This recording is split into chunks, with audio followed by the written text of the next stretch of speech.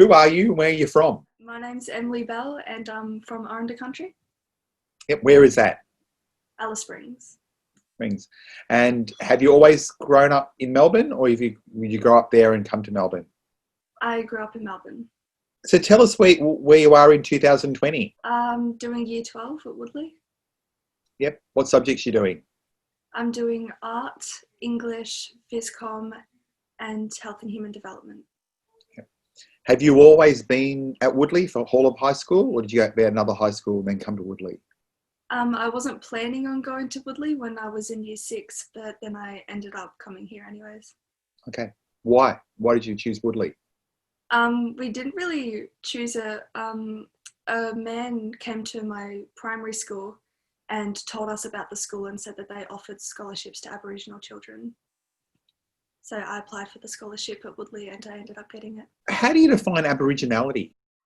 As a bloodline. Yeah. I know, being part of a culture, being connected to it, acknowledging your culture. Yeah. Being proud of it. What makes a person an elder? Like an older person who has experienced a lot of situations and knows how to deal with them in a culturally safe and correct way. Is there any elder you've got in mind? What qualities do they have that make them that elder? They can help control the kids listen to them. They have everybody in the community respects them and they share their stories. They teach the kids and they teach other people stories about the culture and stuff like that, stuff about the land of where they're from. Do you actually have an Aboriginal hero? I'm not really sure. I like David Gulpilil. Yep. Why? His acting is very, very good and very true. And he wasn't afraid to show anyone the good or the bad parts of being Aboriginal. What is one Aboriginal stereotype that you'd like to break? That all Aboriginals have to be black-skinned and that they all look different, we all talk different. Some of us know our language, some of us don't. Some of us have been able to go back to country, some of us haven't. But that doesn't make us any less Aboriginal. Do you go back to country a lot? I haven't been back to my family. I've been to Alice Springs once to go visit Blood Arch, which is Nugurra country, which is about 4 hours out of Alice Springs. Mum was planning to go up to country this year with my aunties because the kids, me and my cousins all can't go up until my mum and my aunties have gone up and they've told them about my family and introduced them to my family first. So that was supposed to be this year, but there's the virus. But I visit Selwyn's community, which is Woodleigh. Stand in front of your whole school and you had 5 minutes to talk about what's it like being an Aboriginal person. What would you say to the school? You cop a lot of shit. You have a lot of people, a lot of judgmental people, both Aboriginal both dark-skinned Aboriginal people judging you if you're light-skinned, and non-Aboriginal people judging you as well. And that's difficult having to explain yourself to everyone. And that can be really exhausting because you can't force people to understand, you can only try. And that we're not all the same, and we all still feel the bad effects of the past. What makes you proud to identify as being Aboriginal? Because when you're part of the culture, it actually feels really empowering. And even though there's all of like a whole heap of bad stuff that happens and stuff like that, you just remember the good stuff. And it's really like when you're learning your language or all of that, it feels really good and like proud of yourself because you're doing this other stuff to benefit your culture and benefit yourself and learn about it. What stereotypes do you often hear about Aboriginal people besides the colour one? That we're all alcoholics and that's all we care about. We don't have jobs.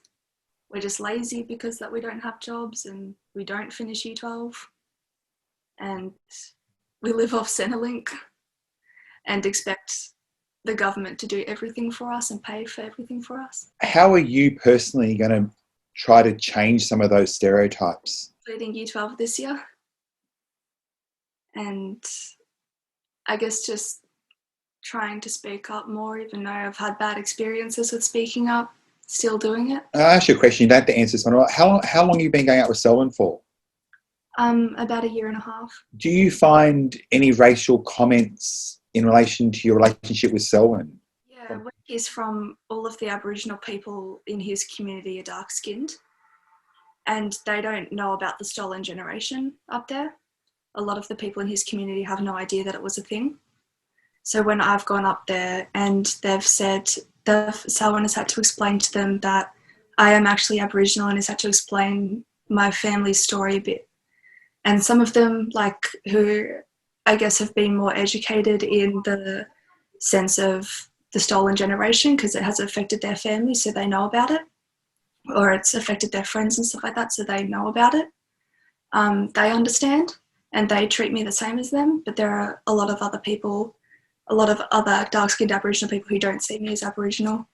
So that can be difficult, especially because I don't want him to feel out of place in his community. What aspects of Aboriginal culture do you feel has been lost within your family? I guess the language, that's hard to learn when you're not hearing it every day, and when Mum didn't learn it because they only found out they were Aboriginal. Not really sure when, I guess when my pa found out. So that was difficult. And just, we're trying our best to keep involved with it, and we're always talking about it and all of that, but I would like to actually go up there one day and actually experience it and meet all my family members from up that way. How are you going to make sure that your kids are educated in culture, and what would you be talking to them about? Teach them straight away that they are Aboriginal, even if they might have lighter skin or anything like that, or even like if people say that they're not, just keep telling them that they are, making sure that I guess I speak up enough about myself that it can help with them, and just teaching them stuff about my family, teaching them about the stolen generation and the truth about everything, really. What ways do you connect with Aboriginal culture yourself? I go to KGI, part of Richmond Football Club, so that's been really good as well. Getting involved with the programs that the school have tried to run, and the programs that Woodleigh does with the community partnerships with Umblutawatch and Miwatch, and Pembank does with Woogala. Because you've got a number of Aboriginal kids at your school. Yeah. Do you feel supported by them? Usually I help out because I'm the oldest out of all of the Aboriginal kids at the school. I usually, whenever they need help with something, I'll go to them and I'll give them some help if I know one of the kids is struggling with a kid at school being racist or something like that, or just saying hurtful things. I'll maybe tell them to calm down a bit and to explain to them their story and their truth and stuff like that. And then if they still try and persist and get them to stop. But if they don't, then that is probably when they need to get the school involved, even if it has a bad outcome and they can't be friends with that person anymore, or they can't be around that person anymore, it's probably for the best. How passionate are you to make sure that culture doesn't die? I think I feel very passionate about it. And I don't want to see anything disappear more than what culture already has. I like to see it be more enriched, I guess. If I paired you with a young, year 3 student in the primary school and said, you be their mentor, where would you start this mentoring relationship with them? I guess I would ask them what they know about their family, find out, help them, help teach them about the wide-scale Aboriginal people in Australia, all of the different mobs, all the different communities, everything.